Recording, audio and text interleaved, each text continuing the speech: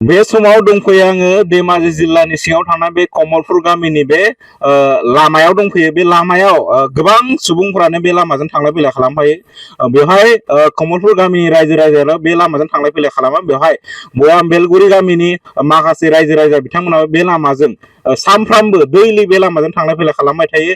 बेवहाय लोगोसे बानाय गामिनि सुबुंफोराबो बे लामाजों थांलाय फैलाय खालामो। बेवहाय बिथांमोना हाजं हारिनि सुबुं बिथांमोनाबो बे लामाजों थांलाय फैलाय खालामो आरो बे लामाजोंनो थांनानै बिथांमोना माखासे बाजार बा माखासे खरसा बरसा टाउनाव थांनानै खालामहैयो। लोगोसे बे लामाजोंनो आरोबाव गोबां फरायसुला फरायसि बा फरायसा बिथांमोना बे लामाजों थांलाय फैलाय खालामबाय थायो। लोगोसेनो आरो माखासे बेवहाय जेंनाजों मोगा मोगि जानो गोनां बे जेंनाया जाहैबाय बेयाव एसे सिगाङाव थाङोबा दिमु दैमाखौ मोनो। बे दिमु दैमाखौबो बिथांमोना बारनानै थांनांगौ जायो आरो लोगोसे लामाया बेवहाय गारि लांजाया आरो एसे अखा हायोबानो दिमु दैमाया एसे अखा हायोबानो दैमाया देरनानै बे लामायाव लोमसावफैयो। बेवहाय माखासे बे गामिनि दैदेनगिरि बा बे गामि ओनसोलनि माखासे रायजो राजाफ्रा बे लामाजों थांलाय फैलाय खालामबाय थानायखौ नुदों।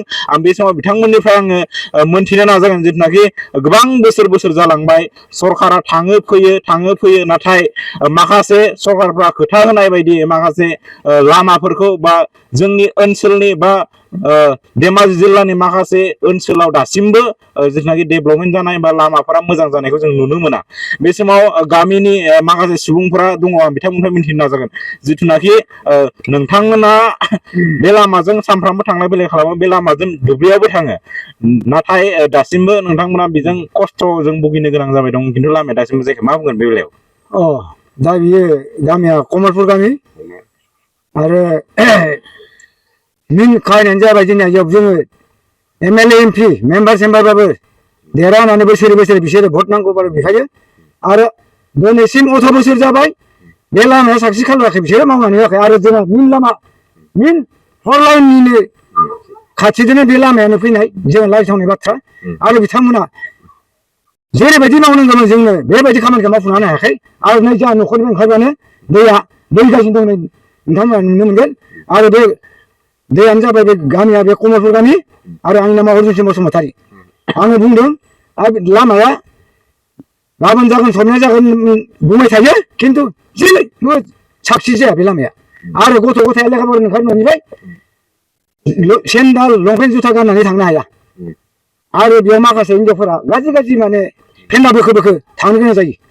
बेनो आंनि बुंनाया। थारैनो बे 515 नं राजा लामा बा नेशनेल हाइवेनि खाथियावनो बे नांजाबनाय बे लामाया बे लामाखौ गोदोनिफ्रायनो जेनाखि बिथांमोना खोथा होबाय थादों बानायगोन होननानै खिन्थु दिनैसिमबो जोङो बानायनायखौ नुनो मोनाखै। बेखौ रायजोफ्रा फोरमायदों आरो लोगोसे बेखौ थारैनो बुंनांगोन मानो होनोब्ला नेशनेल हाइवेजों नांजाबनानै थानाय गंसे लामाया जुदि बा मोनसे लामाया जुदि दासिमबो जाफुङाबा बेवहाय बोरै जोङो डेभेलपमेन्ट जादों होनना बुंनो हागोन। बेबायदिनो बेयावल' नङा सिलापथार ओनसोलनि गुबुन गुबुन गामिफ्रावनो बे एखे रोखोम मोनसे अबस्था जानानै दङ। आरो थारैनो आरो बे मोनसे बेयाव थांलाय फैलाय खालामनो थाखाय दिमु दैमाबो दङ। दिमु दैमाजों दालां नांगौ। दा दालांखौबो सरकारा होगोन होनना बुंबाय थायो मावनो खिन्थु सोलियाखै दासिमबो जायाखै। जोङो बिनि थाखाय गथ' गथायफोरा लेखा फरायनो थांनो थाखाय बहुद उसुबिदा आरो जोंहा दा दैज्लांनि सफैबाय बारनो हाया बेनिखायनो स्कुला बन्द जाना थाबाय थानो गोनां जायो। जोङो बेखौनो बुंनांगौ। बे लामाजों गोबां फरायसुला थांलाय फैलाय खालामबाय थायो दा हाया दैया देरनो हायो होमबा स्कुला बिसोरो खथि जालायबाय। बेबायदि जानानै बहुद सम बेबायदि दैज्लांसेया बिदिनो थाबाय थायो। बेनिखायनो जोंनो नांगौ मोनसे ब्रिज बानायना होनांगौ जोंनो। बेनोसै आरो ब्रिजजों लोगोसे बेवहाय पाक्कानि लामाबो जानांगौ। पाक्कानि लामाबो जानांगौ बे ब्रिजजों लोगोसे होमबासो बेयो माने जोङो नंगौ होननानै सानगोन। नाथाय बिथांमोनहा मोजाङै खामानिखौ मावनो सानबाबो मावनायानो जायाखै। जोंखौ थगायगासिनो दं।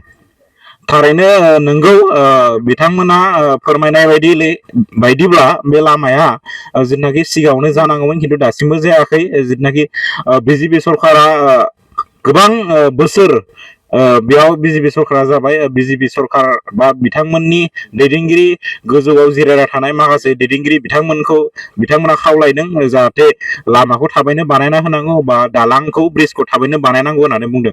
बे बेलायाव आदाया मा बुंगोन? नंगौ जोंनि बे कमलपुर गामिनि बे लामाया जोबोद गाज्रि जानानै दं। दैजों बुंफबनाय आरो एसे अखा हाबानो गारि मथराथ' बाद दोन लंपेन्ट गस्ला गाननानै थांनो हाया जों बेबायदि लामानि थाखाय बेसेबांबा बोसोर जाबाय सेक्रेटारि प्रेसिडेन्ट बहायनानै देरहाहोनाया जोंखौ बे लामाखौ नायै नायै भट होबानो देरहाहोबानो बानायना होजोबगोन होनदों दिनैसिम बहुद बोसोर बारलांबाय दाबो माथो नायसनाखैनो दाबो बेनो बे जागासिनो दं दाबो बे कन्डिसनानो जागासिनो दं दिनैसै बिथांमोना फोरमायदों सरकारखौ बा माखासे गोजौ लेभेलाव थानाय दैदेनगिरि बिथांमोना खावलायबाय थादों थाबैनो बे लामाखौ बानायना होनांगौ लोगोसे खाथियावनो थानाय दिमु दैमा बे दिमु दैमायाव दालां मोनसे बा ब्रिज मोनसे बानायना होनांगौ बे दिमु दैमाखौ बारनानै माखासे गोबां फरायसा बा गोबां रायजो राजाफ्रा बे लामाजों थांलाय फैलाय खालामो आरो फरायसाफ्रा दैज्लां बोथोराव बे दैमाखौ बारनो हायैनि थाखाय माखासे स्कुलावबो थांनो बा फैनो हाया जायो बिथांमोना बा स्कुलखौ